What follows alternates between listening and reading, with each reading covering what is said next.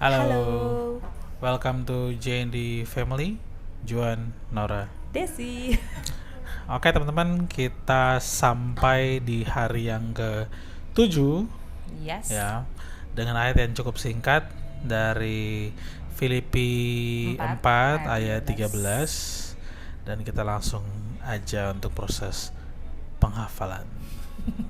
Silakan. Oke, Filipi 4 ayat 13. Segala perkara dapat kutanggung di dalam Dia yang memberi kekuatan kepadaku. Amin. Amin.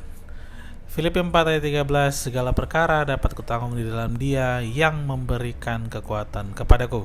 Yeah. Oke. Ini ayat yang cukup Populer. populer ya, karena banyak sekali, saya rasa banyak orang yang udah hafal dan juga banyak teman-teman mungkin di rumah yang sudah hafal duluan sebelum kita sampai di challenge yang ke hari ke-7 ini.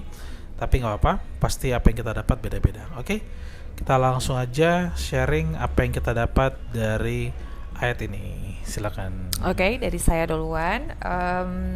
Saya hari ini saya tadi ada dengar khotbah dan juga melewati hari ini, dan saya membaca juga dari versi Bimka. Di sini saya bisa mulai dari ayat 11. Saya bisa mulai dari ayat 11 atau tidak? Boleh. Ya. Yes. Ya, cepat saja ya. Saya mengemukakan ini bukan karena saya berkekurangan. Ini kata Rasul Paulus.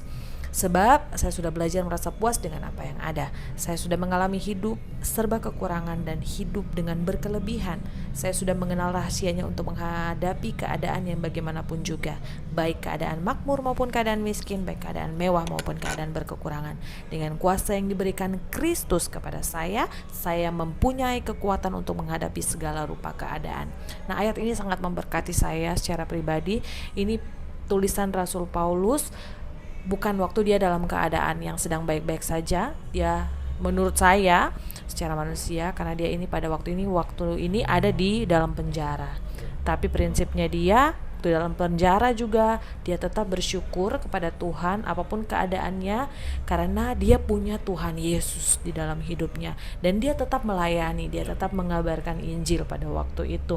Dan ini Rasul Paulus ini salah satu tokoh Alkitab yang menjadi teladan luar biasa buat saya dalam pelayanannya. Dia begitu luar biasa, sampai ada firman juga yang berkata bahwa dia bilang begini, sayang, bagiku hidup adalah Kristus dan mati adalah keuntungan. Dia sampaikan kayak gitu. Nah, itu merupakan Rasul Paulus ini merupakan salah satu tokoh yang menjadi berkat buat saya secara pribadi. Dan mau sampaikan bahwa Rasul Paulus ini dalam perjalanan pelayanannya dia begitu luar biasa. Walaupun dia sampai masuk ke penjara, dia tetap semangat untuk mengabarkan cerita tentang Tuhan Yesus.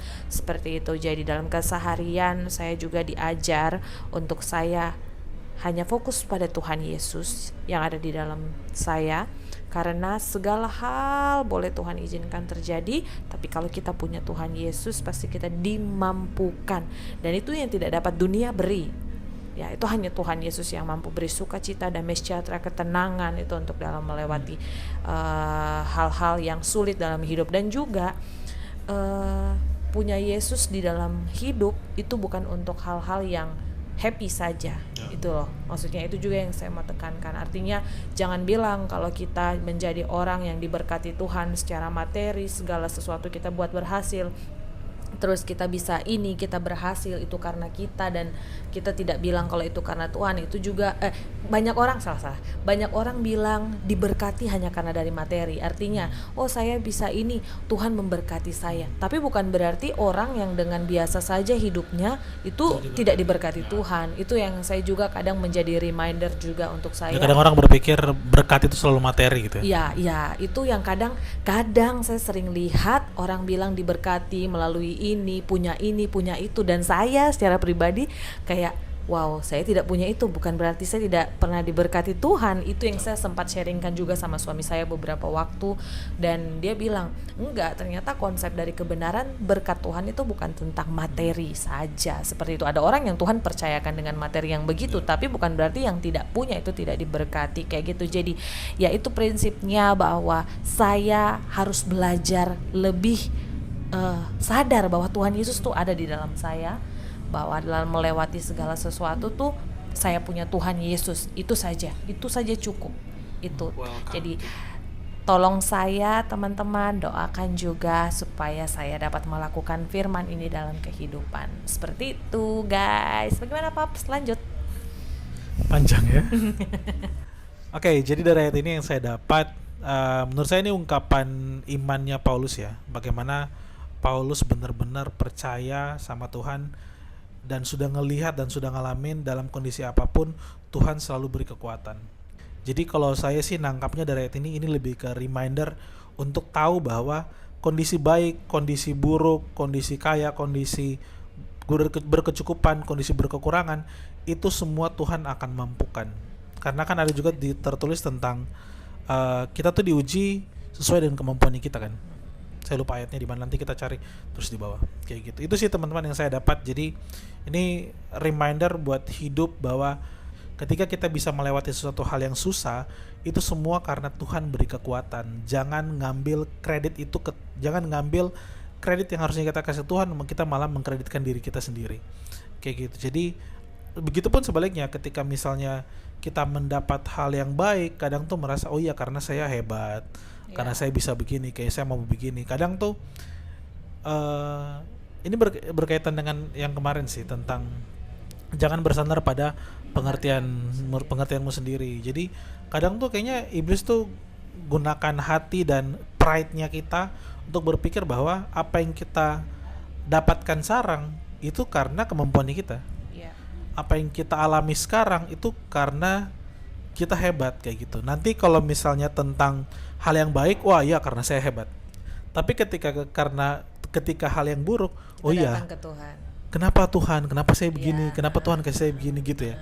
Kadang kan manusia kayak gitu teman-teman. Jadi saya pikir ayat ini menjadi reminder kepada saya untuk apapun kondisi baik, kondisi kurang baik, Tuhan pasti beri kekuatan untuk lewatin. Dan ketika sudah lewat, harusnya kita kasih kredit kepada Tuhan. Harusnya kita bersyukur, kita memuji Tuhan lah, karena Tuhan sudah memampukan kita untuk melewati segala sesuatu. Jadi itu ujian juga sih, karena kadang kan kita ketika sudah lewat, wah pride-nya tuh benar-benar merasa bahwa kita nih, oh iya kita yang hebat kayak gitu. Itu sih teman-teman. Oke teman-teman, jadi itu sharingnya kita di hari yang ke-7. Kita akan masuk ke hari yang ke-8 teman-teman. Dan hari yang ke-8 ayatnya terdapat di 1 Yohanes 2 ayat 16. Bunyinya, sebab semua yang ada di dalam dunia, yaitu keinginan daging dan keinginan mata serta keangkuhan hidup, bukanlah berasal dari Bapa melainkan dari dunia. Itu guys. Wow, ayatnya cukup berat. Ini bagus sebagai teguran atau mungkin sebagai reminder Oke teman-teman, semoga kita semua diberkati melalui penghafalan ayat di hari ke-7 ini. Dan kami berharap apa yang kami sampaikan juga menjadi kesaksian untuk teman-teman. Dan bagi teman-teman yang mungkin saat ini sedang mengalami hal yang sulit, hal yang sedang tidak baik-baik saja, ataupun sedang dalam keadaan yang sangat baik, teman-teman ingat bahwa semua itu Tuhan izinkan karena Tuhan akan berikan kekuatan. Tuhan yang memberi kekuatan untuk setiap kita. Itu saja dari kami. Untuk segala kekurangan kami mohon maaf lahir dan batin. Oke guys, itu saja. Kami tunggu teman-teman punya kesaksian di kolom komentar. Ada di channel YouTube kami, ada di page di Facebook, dan juga ada di TikTok kami. Nanti ada channelnya kami tulis di bawah biar teman-teman semua biarlah kesaksian hidup kami ini juga bisa menjadi berkat untuk kita semua. Dan teman-teman semangat, Tuhan Yesus memberkati kita semua. Bye bye, God bless you.